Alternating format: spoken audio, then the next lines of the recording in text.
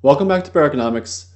Today I am reviewing the book Human Action by Ludwig von Mises. It's one of my absolute favorite books, and it is a massive accomplishment in the works of Austrian economics. So with that being said, this is my overall review of the book. There is so much more in it than what is in this review, but these are the main pieces that I pulled from the book. Published in 1949, Human Action is Ludwig von Mises's magnus opus and a cornerstone of the Austrian School of Economics. The book is not merely a treatise on economics in the narrow sense, but a broad philosophical work that grounds all economics in the concept of praxeology, the science of human action. Mises argues that economics, properly understood, deductive science rooted in the self-evident axiom that humans act purposefully to achieve desired ends using scarce means. The core premise of human action is that economics is a branch of praxeology. All economic theory, Mises argues, must begin with human action. The idea that humans act intentionally, this stands in contrast with empirical or statistical methods that dominate mainstream economics. According to Mises, we do not need to observe millions of cases to understand how people behave economically. We can deduce the laws of economics logically from this basic axiom. Praxeology studies the structure of human action, the relationship between ends, means, choices, opportunity cost, time, and uncertainty. Because human action involves subjective values and individual preferences, Mises argues that value is not inherent in goods, but is assigned by individuals.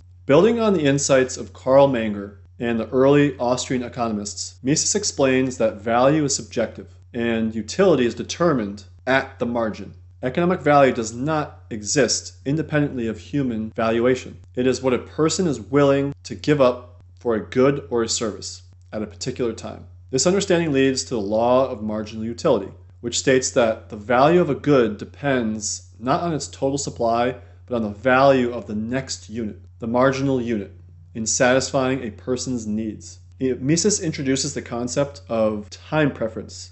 Individuals value present goods more highly than future goods. So this preference underlies the phenomenon of interest, which is not a product of capital or productivity, but on the universal preference of sooner satisfaction over later. The natural rate of interest emerges in a free market as a reflection of those time preferences. This leads Mises to explain the originary interest rate, which he distinguishes from interest paid due to risk or inflation. In Mises's view, time preference is the foundation of all intertemporal economic activity. Money, according to Mises, arises naturally through market processes as the most saleable good. It serves as a medium of exchange, unit of account, and as a store of value. Mises refines and expands on Karl Menger's theory of money with his famous regression theorem, which explains that money must originate as a commodity with pre-existing value before it becomes widely accepted in trade. He warns against government interference in money, especially inflation and central banking, which distorts prices,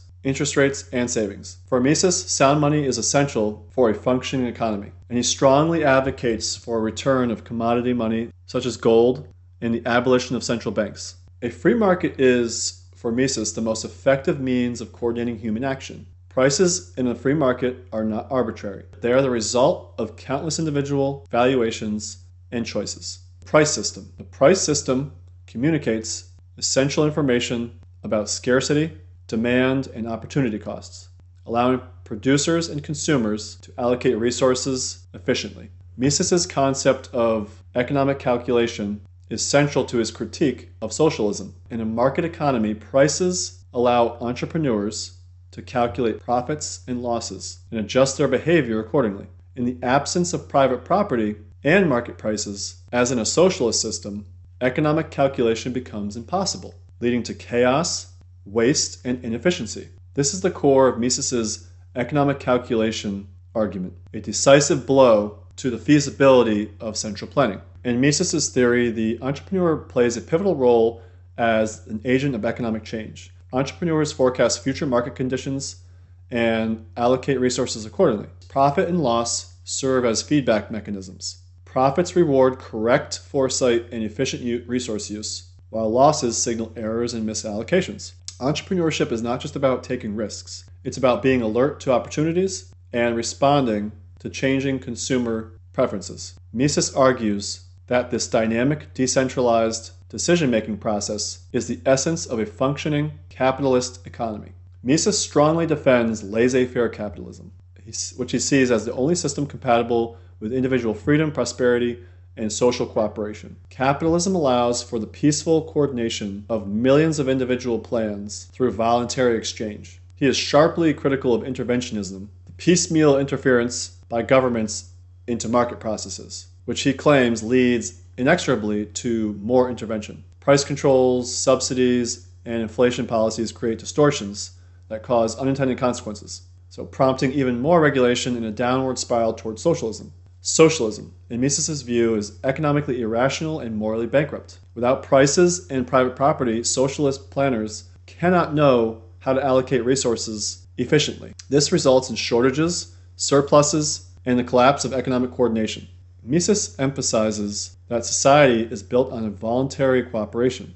Mises emphasizes that society is built on voluntary cooperation. Market exchange, grounded in the respect for private property and contract, enables peaceful interaction among people with diverse goals and values. The division of labor and mutual benefit from trade are not merely practical conveniences but moral goods. He explicitly rejects materialism and determinism in favor of methodological individualism, the principle that all social phenomena emerge from the actions of individuals.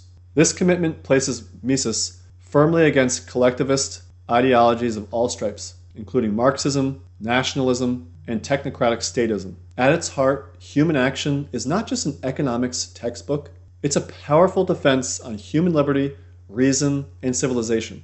Mises sees capitalism as the most compatible with human dignity and progress because it respects the individual and arises from voluntary choice, not coercion. He warns that the greatest threat to freedom comes not from poverty, but from the intellectual errors that lead people to embrace central planning, inflation, and government overreach. Only by understanding the principles of sound economics, grounded in human action, can society preserve liberty and prosperity. Thank you for watching. I hope you read it. It is fantastic in every way. I'll see you in the next video.